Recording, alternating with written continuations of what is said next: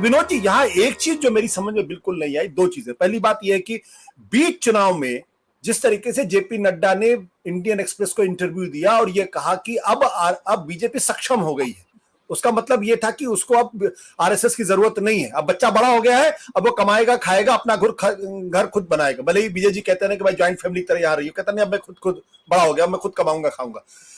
दूसरी बात, चुनाव के ठीक बाद जब नतीजे आ गए तब दिल्ली के अंदर जो बैठक हुई थी जिसमें अरुण कुमार जी उपस्थित थे, जो आरएसएस के बीजेपी और संघ के बीच में जो कोऑर्डिनेट करते हैं वो, और उसमें जेपी नड्डा भी थे और उसमें अमित शाह भी थे, और जहां तक मेरी जानकारी है उसमें कुछ और बड़े नेता भी मौजूद थे आरएसएस की तरफ से, और उसमें कुछ बातचीत हुई है और उसमें कुछ तुनक मिजाजी भी शायद हुई, ऐसा मेरी जानकारी में, हो सकता मैं गलत हूं।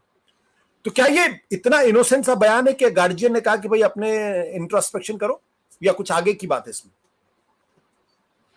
देखिए, विजय जी ने जो कहा है तो जितना बयान इनोसेंट है उतनी विजय जी की टिप्पणी भी इनोसेंट है कि सब बिल्कुल गार्जियन की तरह है, सब कुछ ठीक है।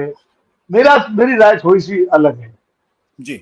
देखिए, मुझे लगता है कि संघ जो है, सबको मालूम है कि भारतीय जनता पार्टी का मात्र संगठन है जनसंघ के जमाने से, और संघ इस बात को जानता है कि इस देश में नेता की पूजा होती है, अवतार पूजा का देश है। इसलिए जब तक संघ ने सामूहिकता और कार्यकर्ताओं पर जोर दिया तब तक भारतीय जनता पार्टी जनसंघ को कोई बड़ी सफलता नहीं मिली।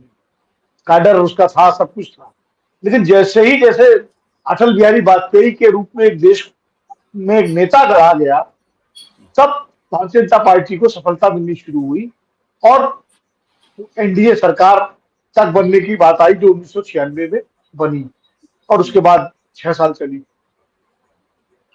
लेकिन वाजपेयी जी के समय भी वो टकराव शुरू हो गया था संघ के नेतृत्व का और अटल जी का। सुदर्शन जी का बयान तो याद कीजिए, उस वक्त अडवाणी जी और वाजपेयी जी को लेकर जो उन्होंने कितने तीखे हमले किए थे, और ऐसा लगता था कि संघ और सरकार आमने सामने है। और दत्तोपंत ठेंगड़ी जी जो मजदूर संघ के थे और संघ के वरिष्ठ स्वयंसेवक थे, उन्होंने किस तरह से अपनी सरकार के खिलाफ धरना दिया था बाकायदा स्वदेशी को लेकर और मजदूर नीतियों को लेकर के। तो उस समय भी संघ ने जो है इस तरह का लिया था स्टैंड।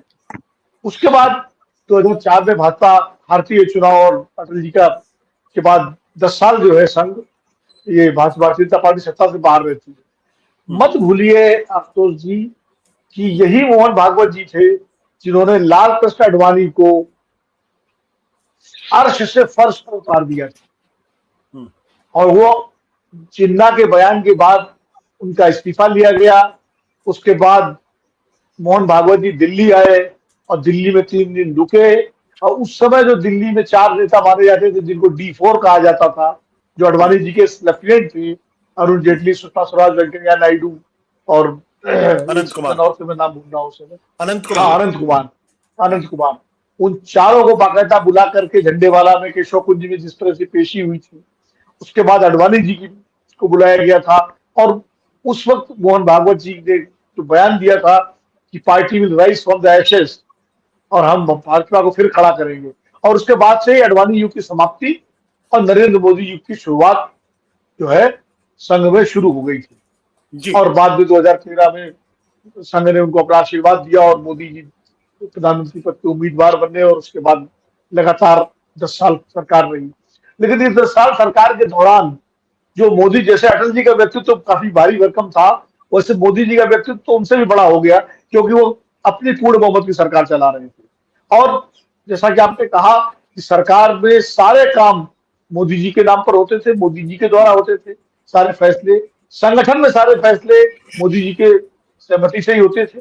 कोई भी फैसला, चाहे भाजपा अध्यक्ष का चुनाव हो, चाहे प्रदेशों में हो, मुख्यमंत्री, सब सरकार और संगठन सारे फैसले मोदी जी के नाम पर हुए, मोदी जी के द्वारा हुए, और अमित शाह जी को एग्जीक्यूट करते रहे।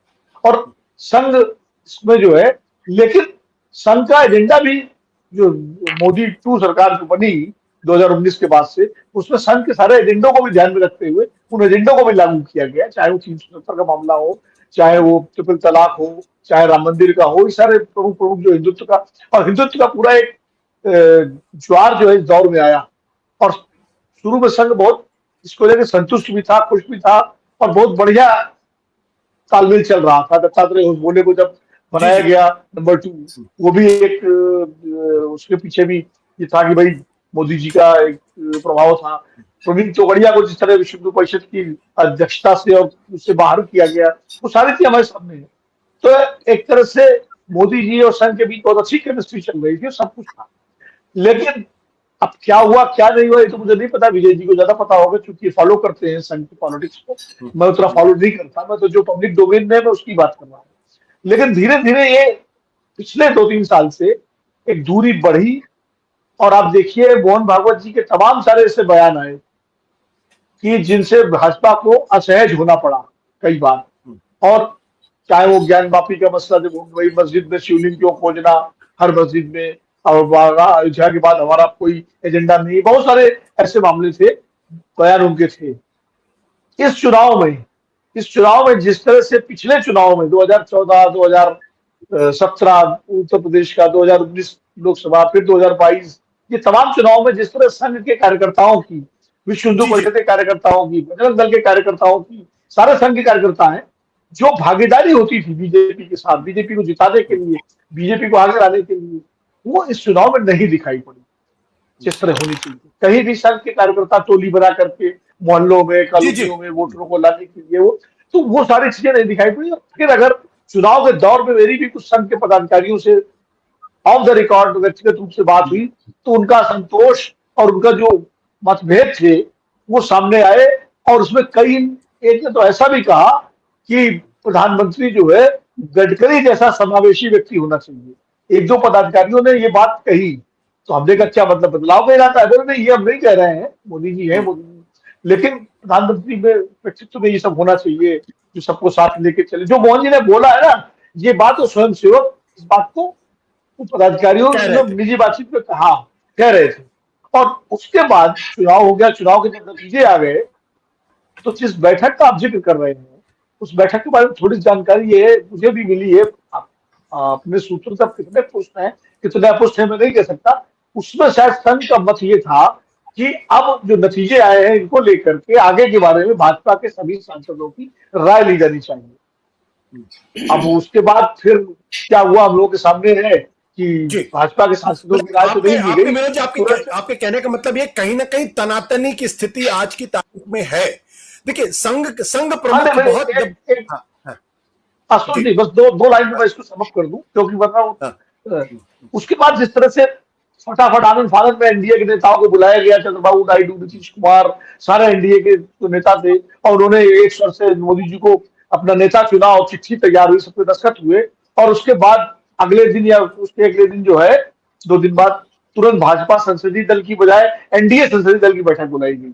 जबकि आमतौर पर अभी तक प्रक्रिया और प्रैक्टिस ये रही है कि जो बड़ी पार्टी होती है पहले उसके संसदीय दल की बैठक होती है और उसके बाद फिर जो गठबंधन है उसकी बैठक होती है और फिर नेता चुना जाता है। यही अटल जी के जमाने में हुआ था, यही जब मनमोहन सिंह बने थे, सोनिया गांधी के समय भी हुआ था। पहले सोनिया गांधी को चुना गया था, बाद में मनमोहन। तो और उसके बाद एनडीए संसदीय दल की बैठक हुई, भाजपा संसदीय दल की बैठक में होकर के एनडीए संसदीय दल की बैठक हुई।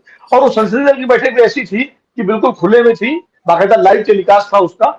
और उसमें जो सांसद नहीं भी थे वो तमाम नेता भी आए, जैसे मुख्यमंत्री आए राज्यों के, उप मुख्यमंत्री आए, कई और नेता भी आए। और उस बैठक में मोदी जी को सर्वसम्मत से नेता प्रस्ताव रखा गया, चुना गया, और उसके बाद राष्ट्रपति की आप दावा पेश किया, सरकार बन गई। तो कहीं ना कहीं मुझे लगता है संघ शायद इस पूरे प्रक्रिया को लेकर के भी संघ के अपने कुछ सवाल होंगे जो मुझे लगता है। और वो सवाल अगर हैं तो मोहन भागवत जी का जो वक्तव्य आया है कहीं ना कहीं वो ध्वनित होते हैं। नहीं बिल्कुल, इसमें कोई दो राय नहीं कि संघ प्रमुख, जितना मैं जानता हूं, संघ प्रमुख पहली बात तो इतनी जल्दी मुंह नहीं खोलते। अगर मुंह खोलते हैं तो एक अच्छा खासा अंदर कंसल्टेशन, डिस्कशन, डिबेट के बाद ही बोलते हैं। वो ऐसे ऑफ द कप नहीं बोलते हैं। तो जब उन्होंने कुछ बोला है तो उसका एक बहुत स्पष्ट मतलब। सत्य हिंदी का ऐप डाउनलोड करें गूगल प्ले स्टोर पर।